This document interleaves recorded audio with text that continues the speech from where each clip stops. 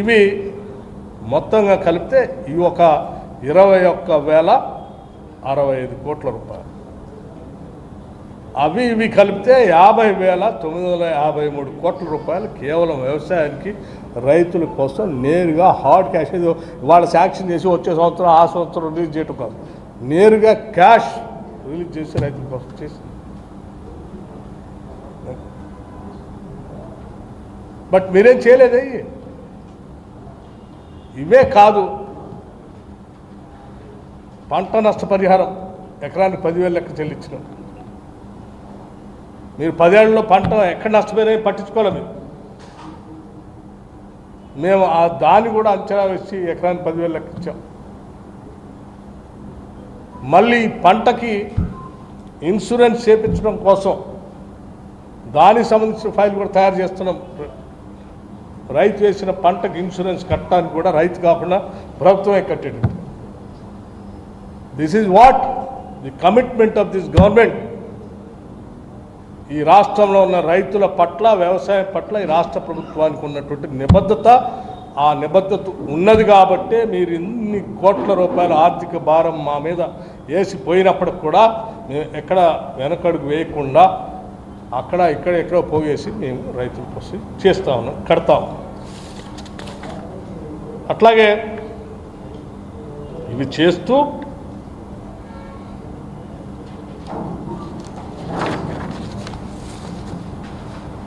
భూమి లేని నిరుపేద ప్రజల గురించి కూడా ఆలోచన చేస్తాం.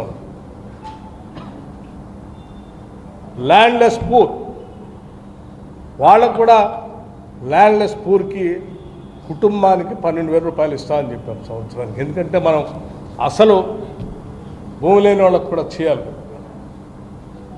మేము చెప్తా ఉన్నాం, దానికి కూడా మేము వెనకడుగు వేయట్లేదు.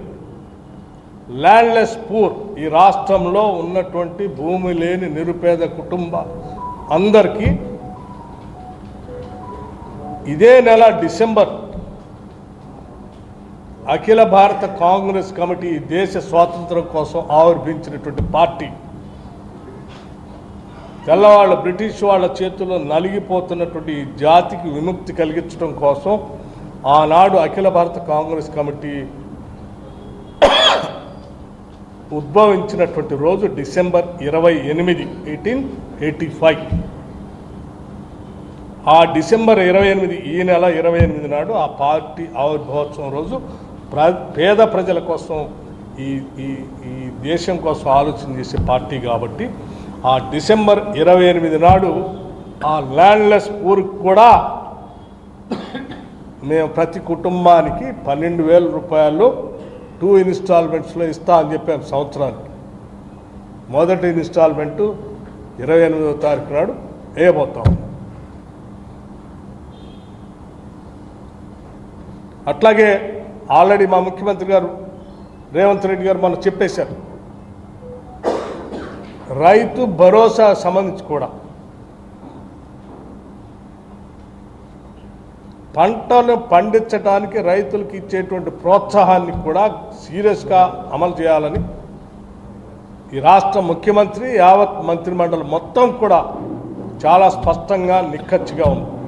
దానికి సంబంధించి కూడా సంక్రాంతి పండుగ నాటికల్లా చేస్తామని ముఖ్యమంత్రి గారు మాటిచ్చారు. దాన్ని కూడా అమలు చేయడానికి రాష్ట్ర ప్రభుత్వం తయారవుతాం.